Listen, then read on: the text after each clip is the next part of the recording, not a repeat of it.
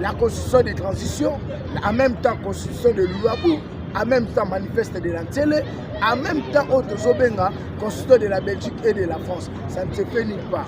Etikala jamais que Salama, Etikala jamais que Salama. C'est pour cette raison, peuple congolais, nous appelons tous à l'unité et de s'aligner derrière le chef de l'État, Félix Antoine Tshisekedi Tshilombo, pour booster, pour changer les choses. Pourquoi faut-on changer en haut? Faut changer en haut parce que l'intérêt à peuple est menacé et le Congo sera sous l'esclavage et de l'emprise de Rwanda. De l'emprise de Rwanda. Parce que ce côté-là, il y a beaucoup de partis, il y a une branche de la constitution, il y a une part de l'accord de l'Émirat qui est bien définie de cela. Et lorsque le pays est en conflit, tout soit aux alliés 30, 300 km, il y a portion de terre dans Pesa, na Rwanda.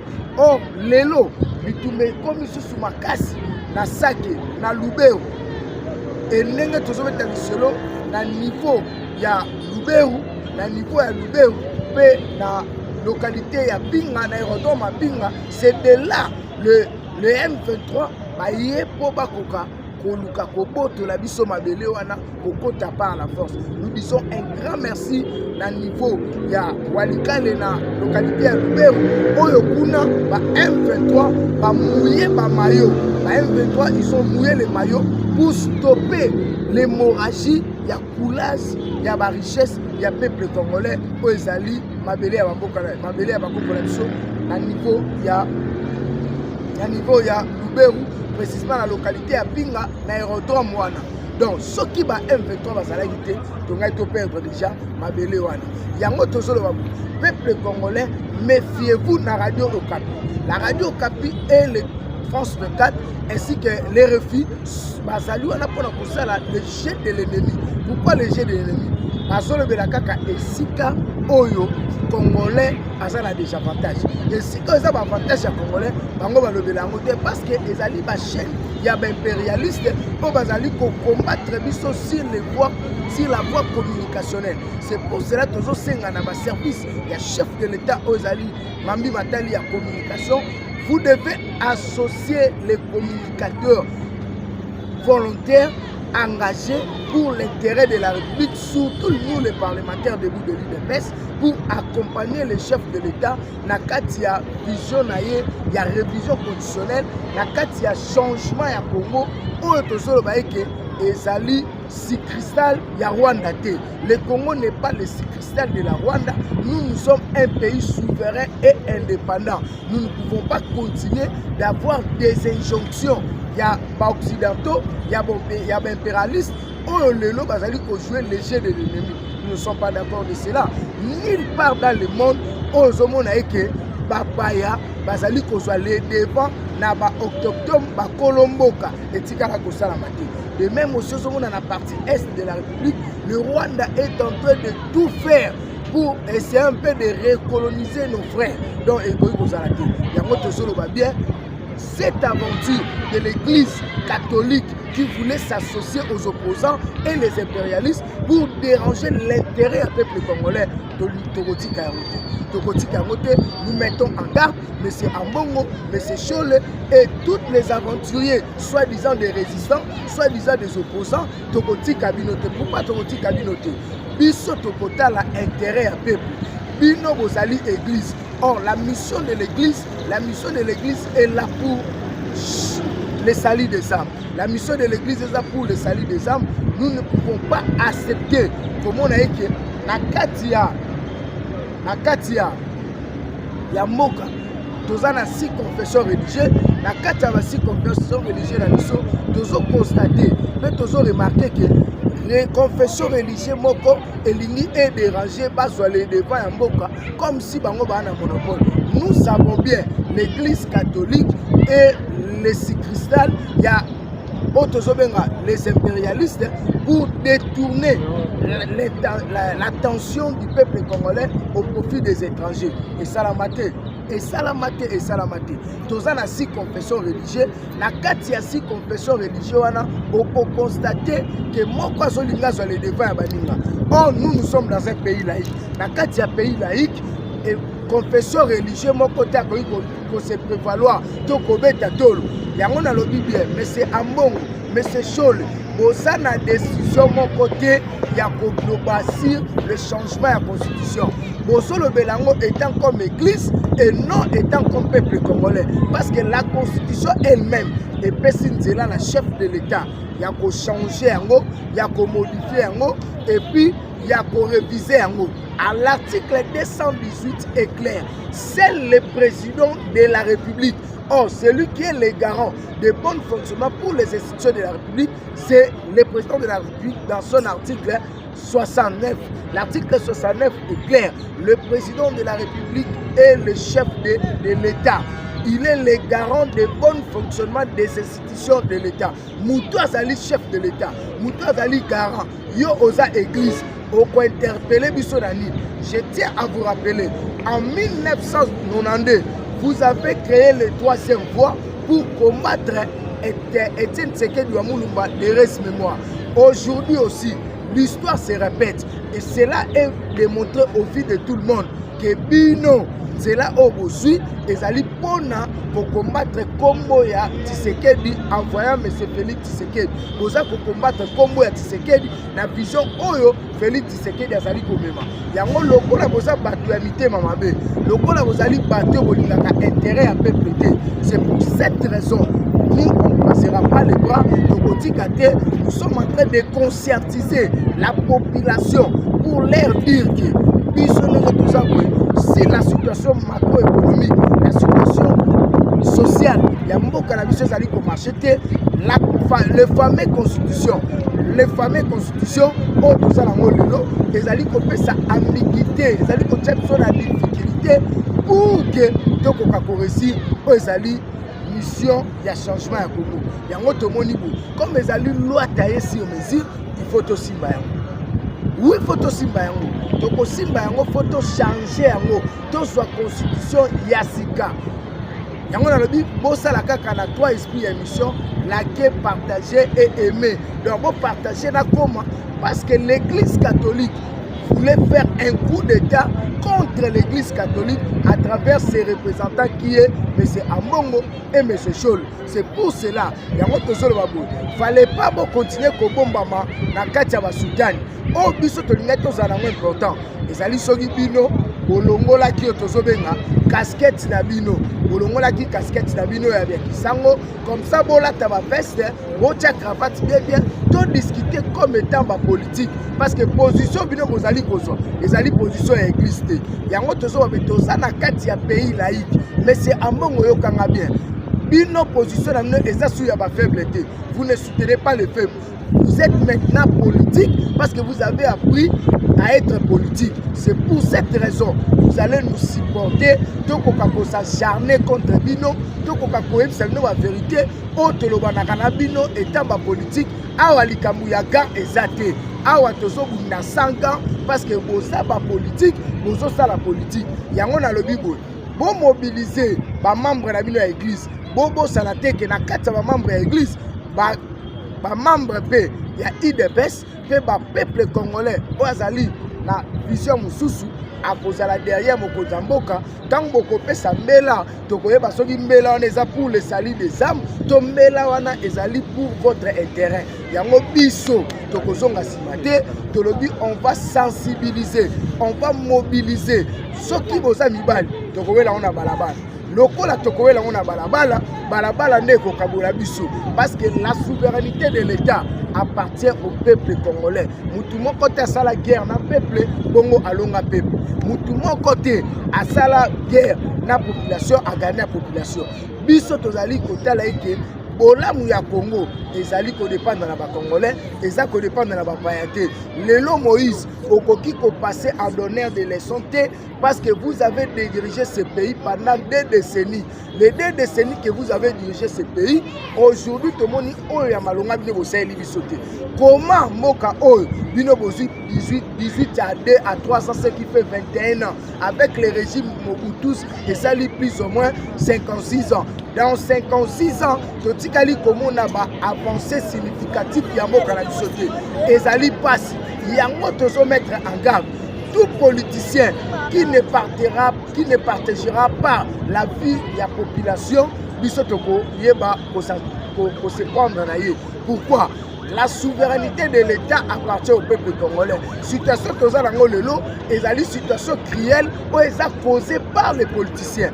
Yango tokoti kate toza wana pona koyeba ko bomana na bino ti mukolo yeso akoya. Biso tokozonga simate. Pourquoi tokozonga simate?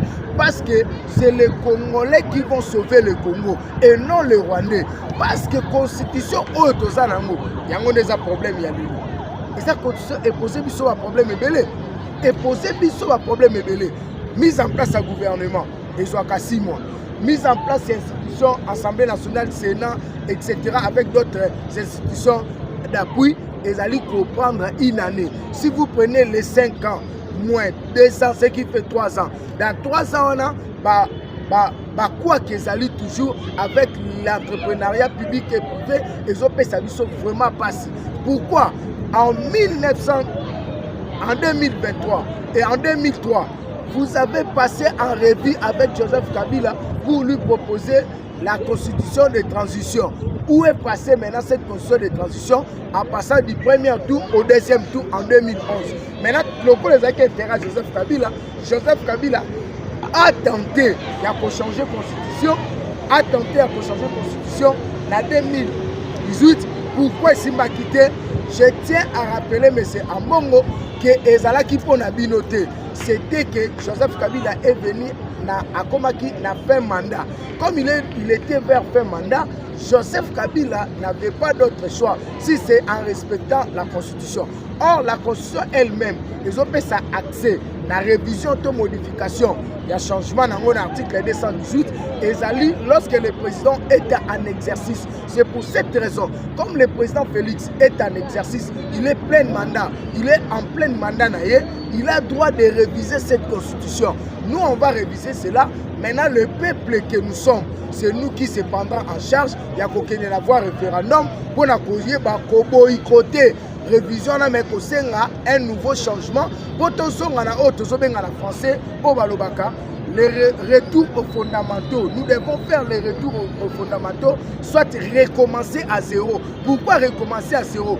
Le pays doit être doté par des lois lois fondamentaux et pour protéger l'intégrité territoriale et pour protéger l'intérêt à Congo et pour protéger l'intérêt à Congolais et pour promouvoir les Congolais.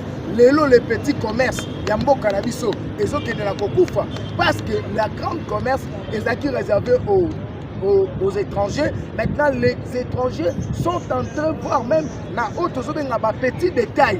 Et ça passe, et ça passe. Nous sommes les amis.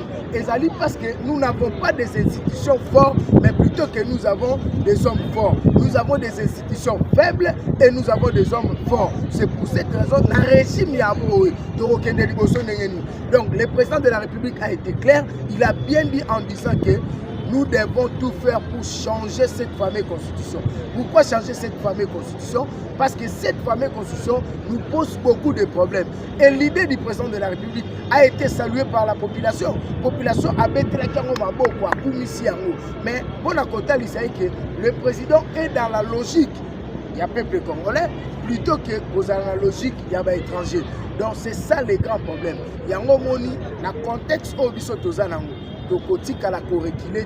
on va se prendre en charge de façon que tout le monde na katia clandestinité au Joseph Kabila et les Rwandais et les impérialistes Bisso. À travers cette loi, loi machiavélique, loi diabolique, donc jamais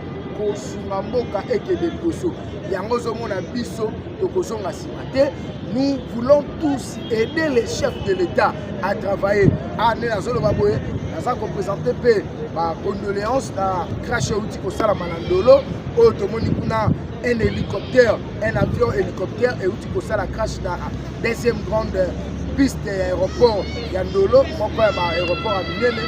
Donc, nous avons partagé le cœur dans les victimes. Yango tozobayi ke na kati ya ba aéroport na biso to e ba kotia ba camion anti incendie pour na kati ya ba aéroport to constater que ba patrouiller individu patriote individu nde babomi moto plutôt que fallait camion a été incendie et ça la musala. C'est vraiment déplorable. Il y a autre chose que nous soana au coup de la loi taïsi ici. Donc la loi taïsi mesure les alliés pour n'engagner pas bloquer peuple congolais, n'engagner pas choisir peuple congolais en otage. C'est pour cette raison nous ne sommes pas d'accord de ça. Nous sommes d'accord dans côté tozo linga côté pour mata pour kita loko les alliés likam. Il y a boilu ba du nga tozo simba constitution.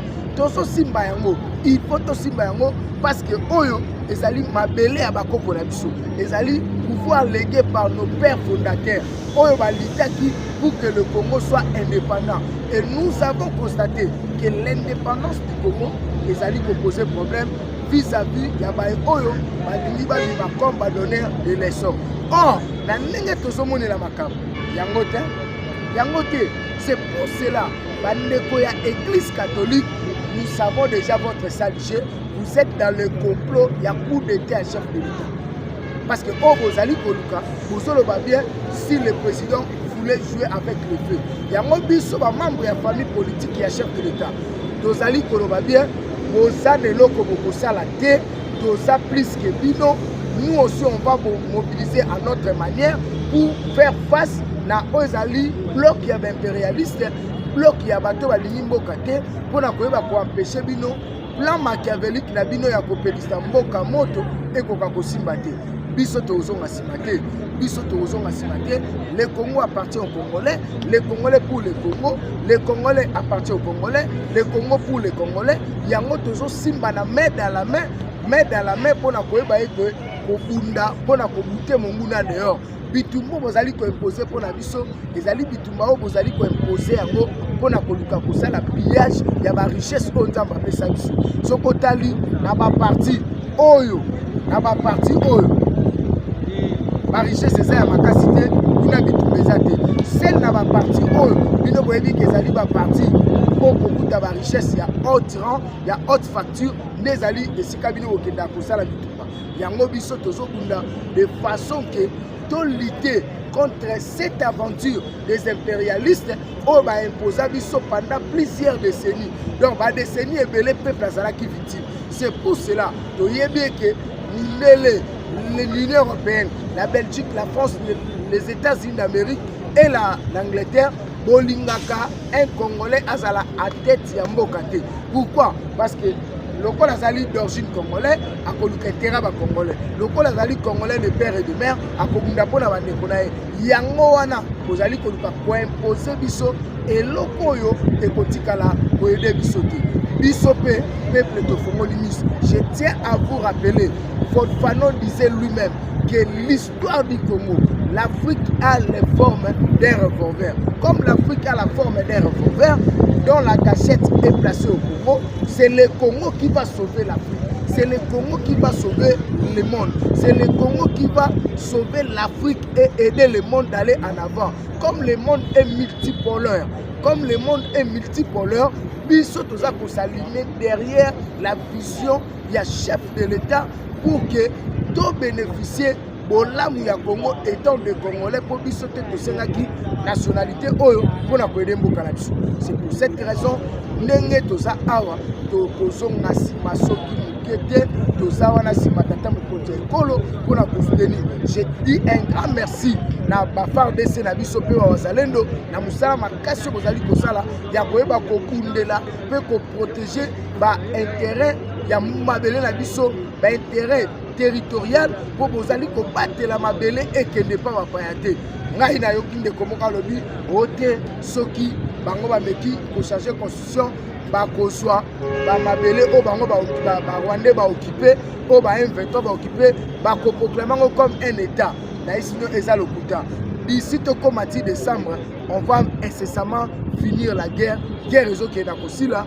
parce que tout le monde a musala oyo wazalendo azali kosala musala o phare de azali kosala ezali ko rassurer pe kopé sa biso confiance. C'est pour cela j'invite les autochtones il y a est nord Kivu sud Kivu Bukavu beaucoup kako s'aligner derrière ba patriotes wazalendo pe ba FARDC na biso bo pesa bango maboko pona koluka ko ute monguna dehors tala boni bazali kokosa eke ote aéroport ya Pinga, na territoire ya Walikali et outi kokwea. Oh non, et ça kokwea te, le contrôle l'aérodrome de Pinga est sous contrôle ya bawazalendo pe FRDC na biso o bazali ko sala musala malamu o bazali ko bunda. Bravo na FRDC, bravo na bawazalendo, parce que vous démontrez na face du monde que l'ennemi qui est en train de jouer les sales jeux sur de mauvaises informations et ça n'engé ezalité yango biso tozoloba avec Dieu, avec Fati Beton, on va réussir sans que Batouana bakoka ko déranger biso. Yango nazoloba bo ba mata ba kita biso tozonga simate biso, c'est le changement de la constitution ou rien. Yango tozobunda de façon que changement de la constitution ezali impératif. Pourquoi le changement de la constitution? Parce que c'était le seul moyen où Joseph Kabila a fait ça qui avantage la CNDP où ezali lelo mouvement du 23 mars et kota kosala passage kosala mixage. Pendant que biso tozali kosuka ko respecter l'accord ya Luanda, bango bazali ko profiter pour na kobundisa biso. C'est pour cela moi je n'ai jamais été d'accord, na Otali accord ya Luanda. Pourquoi cet accord? Je savais que Lorenzo est en train de jouer le jeu de l'étranger.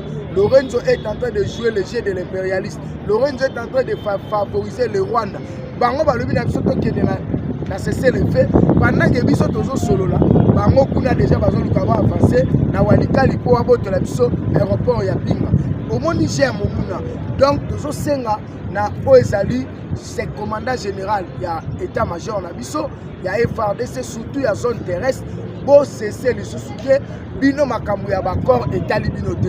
Oezali kotala bino ezali kobunda. Pendant que tozo solo là bino pe bo bunda bo bute munguna dehors ndenge ka bosali pona koduka kobatela aérodrome ya Pinga pe territoire ya Walikali, parce que ceux qui botika ki yango elingai kozala passe. Le Rwanda n'a jamais été sincère vis-à-vis à l'accord auto-signa. Donc, et ça, l'accord, mon côté auto-signa.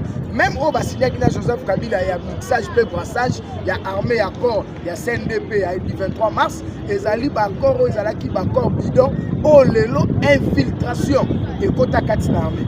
Oh, l'élo, infiltration, et Ingela, et Karambo Kanabiso, aujourd'hui, voire même avant-hier, ici à Kinshasa, nous avons raté un coup d'état juste pour la Koduka, plus de 50 généraux, Bazaki n'a qu'à ça l'aventure. C'est ça l'aventure, il y a coup d'état à Kinshasa, on a retrouvé l'église catholique, on a retrouvé généraux Moussous. Selon les informations, on a perquisitionné la maison d'un ancien général au domaine le général Tsikatena. Dans la battue à modèle Wana, maintenant, la constitution. Non, parce qu'à travers cette fameuse constitution qui est en place, ils vont permettre de passer à l'aventure. Or, quand on aura la vraie constitution écrite par les Congolais elles-mêmes, tant que soit constitution à Malam, et qu'on permette à Nabiso de veiller dans l'aventure Wana, parce que Moutou Sali trahison de la République a trahi Moka à quel tétrisme il faut tout gomailler. Donc la loi oyo Moutou Kobanga kosa la trahison. Donc la loi oyo Moutou Kobanga pona kosimba mibeko ya l'État. Donc la loi oyo Moutou Kobanga kosimba mbongo ya l'État. Donc la loi oyo Moutou Kobanga kobotola mwasi ya muninga. Donc la loi oyo Moutou Kobanga kozwa eloko ya l'État. Yango moni ke la loi wana le président de la République a lobby à la commission nationale. Na katia commission nationale, moi je pense que bande konabi soit-disant opposants, soit-disant résistants, soit-disant église catholique, ils devaient mettre de l'eau dans l'air vin. Il faut pas ça la kimia. Ceux qui vont moni qui va ça d'accord que boya na autozobenga comité national, il y a changement à la constitution avec le président de la République. Vous allez donner votre avis et les experts, il y a Congo qui seront là pour rédiger les vraies constitutions. Bangonde bakotala, pour le baqueter, ah toza d'accord, c'est par cela, nanzela nango ne ko permettre to soit constitution ya solo. Mais nenge bino bozo kanisela, nenge bino bozo lingela, ezo balana te.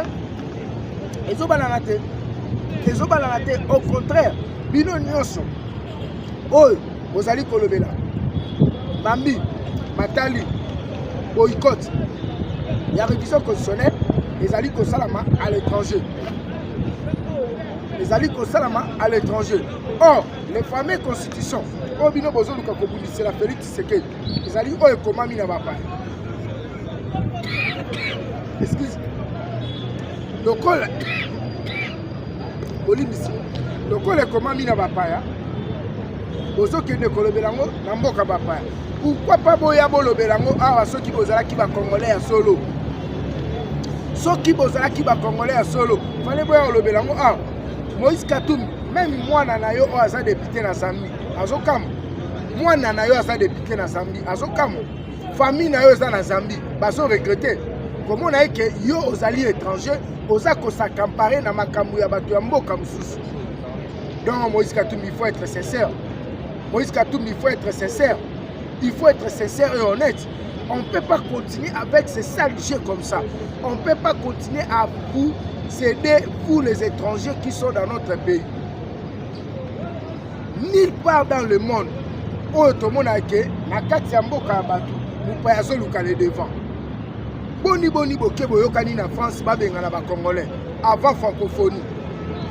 Et le président avait compris cette aventure à Luki à l'accepter que Oza va petit joueur a claqué la porte la commission il y a OIF pour le clôture à la proposition de la prochaine francophonie.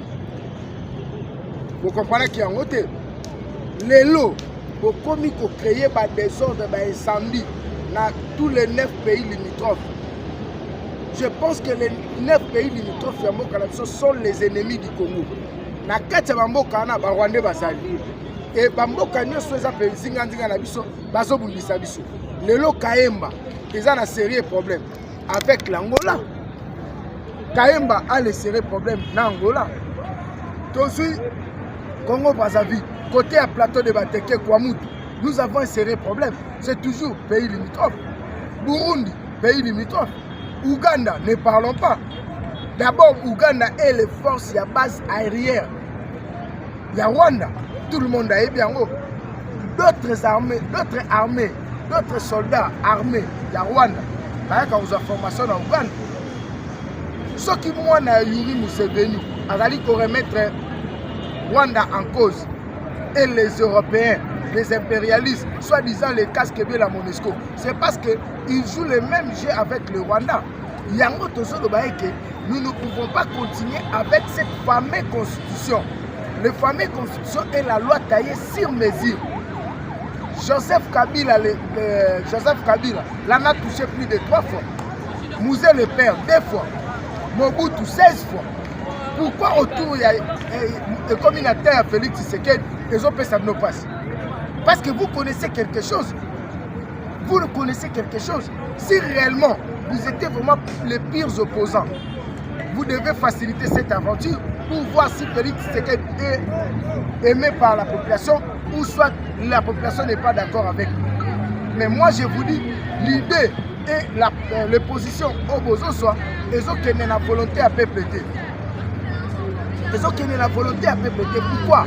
Parce que le peuple a bien que vous travaillez, soi-disant les opposants, M. Ambongo, M. Scholl, l'église catholique, vous travaillez au compte de l'impérialiste et non au compte de la population.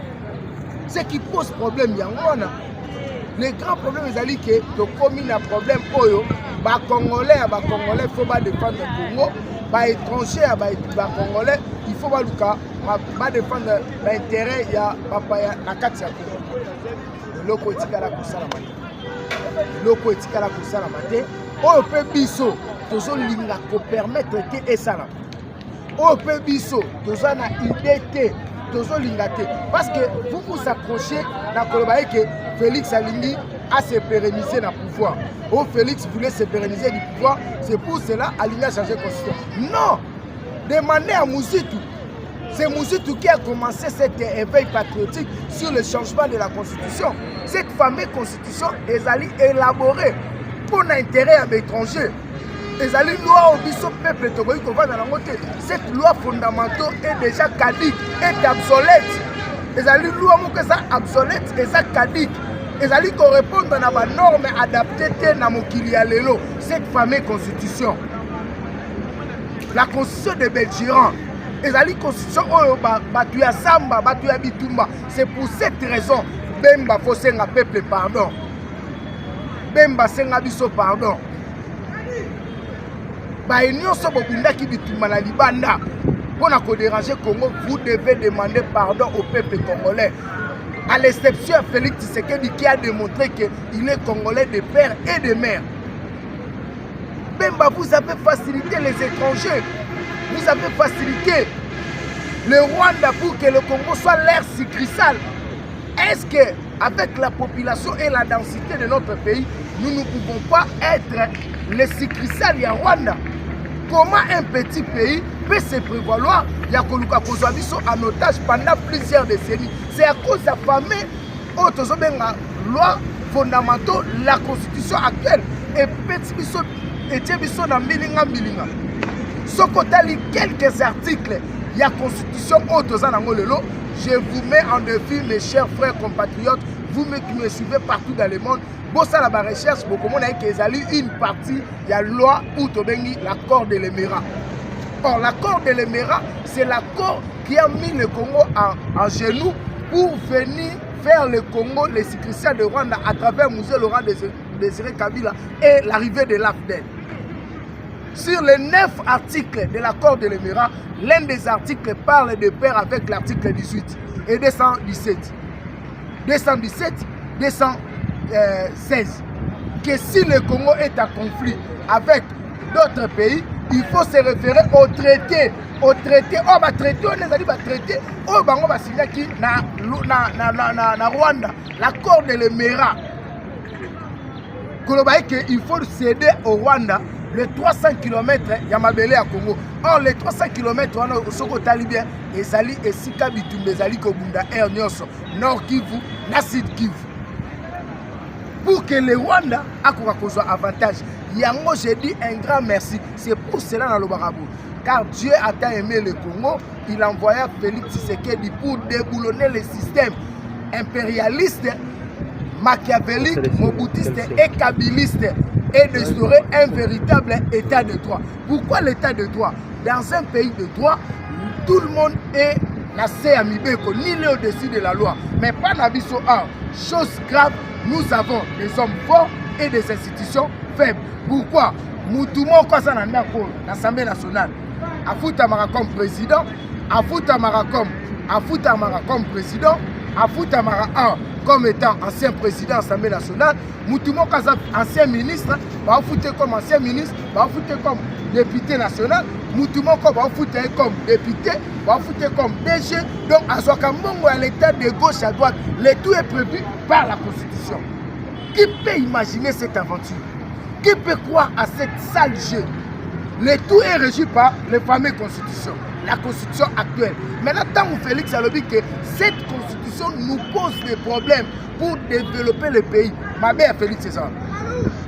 La ligne, Cholena Ambongo, Boya Boye Bisangaï, tout ça, la plateau spécial, Cholé Ozali, Monseigneur de l'Église catholique, Fana la gauche, Nana Vani la droite, Poto Solo la Nathalie Sayo, que vous êtes en train de jouer les jeux de l'ennemi contre l'intérêt du Congo.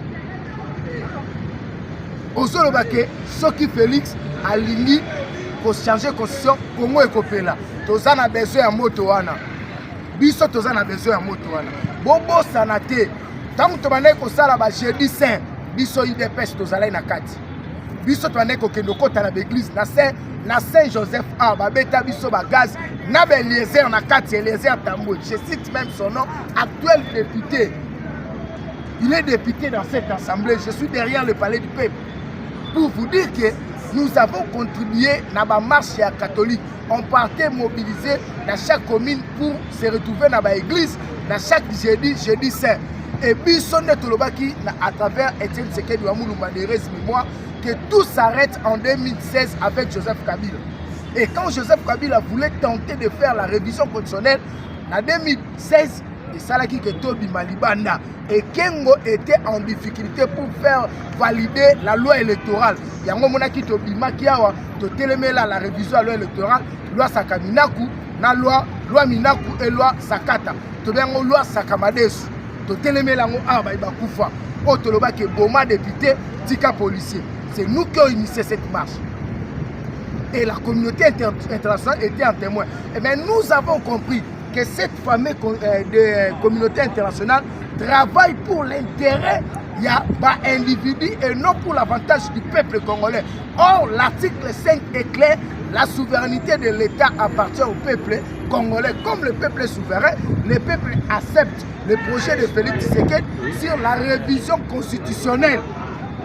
C'est ce qui fait que le président de la République a Koka Kolobelayango.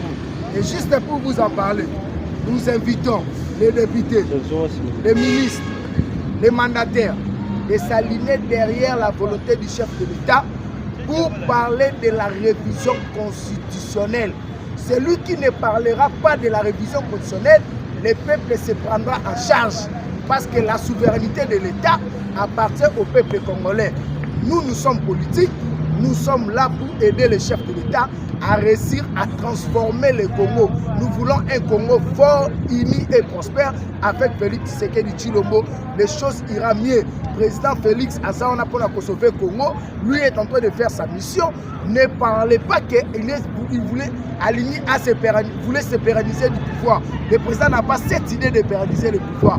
Il est un légaliste. Si nous avons révisé la Constitution et nous avons des mandats requis par le peuple congolais, il fera ces 2 mandats calmement et aujourd'hui à remettre le pouvoir au peuple. Le peuple européen va voter Bakambi Oesegeni. Nous disons un grand merci au projet au président de la République a initié le changement de la Constitution. C'est pour cette raison, nous, les grands mobilisateurs de la base et les porte-parole du peuple congolais, nous portons plus haut et plus bas la voix du président de la République pour un éveil patriotique sur la révision. Il y a un fameux loi fondamentaux qui est la constitution actuelle qui pose problème à la peuple. C'était votre humble serviteur, l'international Trésor Mbokila, Boazali, communicateur d'investigation au compte du parti IDPS Tshisekedi, le porte-parole du peuple, Bobenganga plus 243 82 24 46 445. Nabibe Bobenganga plus 243 82 24 46 445 et un numéro WhatsApp. Vos remarques, vos suggestions, vos idées, votre débat en ligne, je suis disponible pour échanger et parler avec vous. Et surtout sans oublier, liker et partager cette émission. Nous voulons que nos idées arrivent jusqu'au fin fond du monde pour que Batba comprenne que Congolais à l'élo à l'obité. Nous voulons un Congo fort, uni et prospère. Que Dieu bénisse la République démocratique du Congo. Que Dieu bénisse notre président de la République, Félix Tshisekedi. Merci Nayo, DG Marcel Mikaï et le président de la CENSAP, Christian Tungila Salazar. Merci pour vos conseils et vos analyses bien précis et le débat qui a été ouvert. La paix, merci. La suite, c'est au prochain numéro.